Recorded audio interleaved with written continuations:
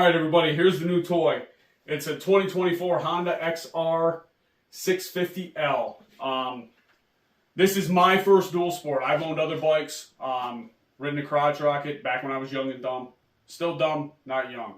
So, a couple of my buddies have dual sports. I've ridden them, kind of fell in love with them. It's been about 6 years since I've had a bike. So, today was my first day really riding in some time. And with that being said, I got this bike with 0 miles on it. I now have 78, so I've given it a good rattle ride today. And I got some things that I like, some things that I don't like. First, we'll talk about the bike.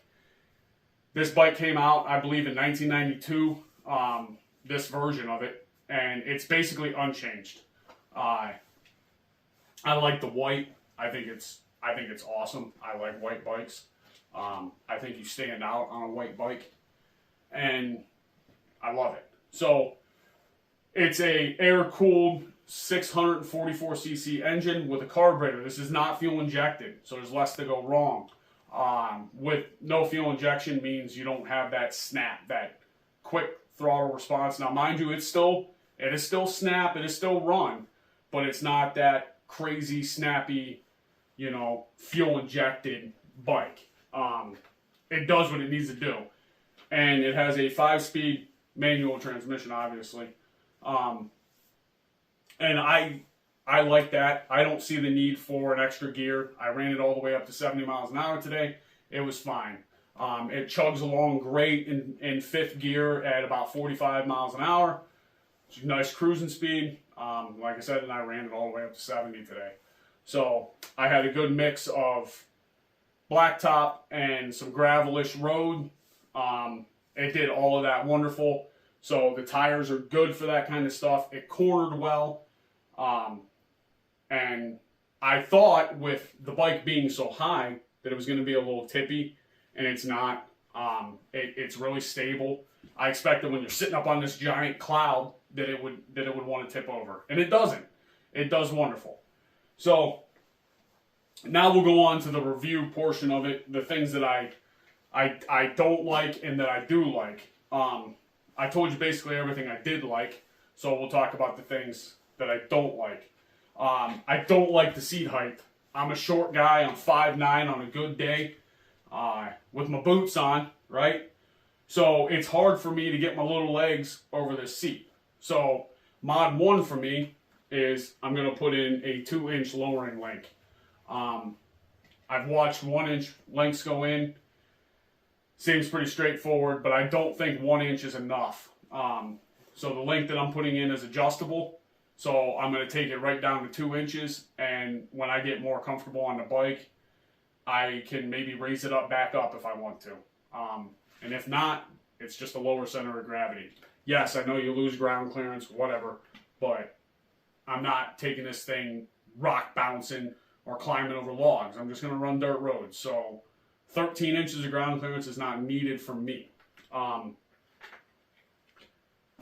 So then that moves on to mod number 2, which I think is pretty important because it's not if you go down, it is when you go down, especially on this style of bike, because you're going to be in some mud, in some loose gravel and stuff like that. I'm going to put full containment handguards on. So if you lay it down, you don't break your throttle, you don't break your clutch and brake levers. So that's mod number 2. Mod number 3 is probably going to be a rear rack. And that showed itself today that I'm going to need a rear rack. The gas tank on this bike is not very big. I think it's either 2.6 or 2.8 gallons. And like I said, I have 78 miles on this bike today. And I had to put it on reserve to get home. About 2 miles from my house, it kicked on and it shut off, so I had to put it on reserve. So I want to get a rear rack so I can carry a fuel can with me for the just in case. If I'm going on a ride where I know I might be a ways from a gas station at a point in time, I want the ability to have some extra fuel, even if it's a gallon. So, but with that being said, the bike's getting like 36 miles to the gallon, which I think is pretty good, especially considering I was ripping around pretty good today. So, you know, I mean, I probably drank a little bit more fuel than what I would if I was just babying it along. And I mean, I wasn't ripping on it, but I wasn't driving Miss Daisy. So 35, 36 miles to the gallon isn't too bad. And lastly, the last mod I'm probably going to do for now is an LED headlight. This is an ancient halogen bulb style headlight. I'm going to switch that out to an LED headlight. I drive into work at like 4 in the morning, and I want to be able to see if there's any critters in front of me. So that's it. Oh, no, hold on, wait a minute. We got to talk about some other things I don't like. So the seat, I don't know if it's because I haven't rode in so many years and my butt just isn't used to it, but the seat hurt my butt, especially my tailbone. So maybe I need to change my riding position. Maybe I need to not be such a baby. But I do have a little bit of a complaint on the seat. It doesn't, I mean, it looks spongy and comfortable. And when I first sat on it, it felt comfortable, but it made my tailbone hurt.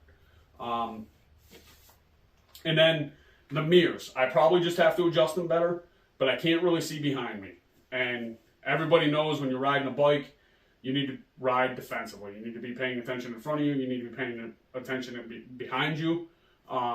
So I want to be able to position these better so I can see better. And I know Honda has them in because, you know, you're going to be running through, you know, some woods and stuff like that, and you don't want branches knocking them all over. So basically, if your handlebar's clear, your mirror's clear. But I think I might try to bring them out and down a little bit more just so I can see behind me easier.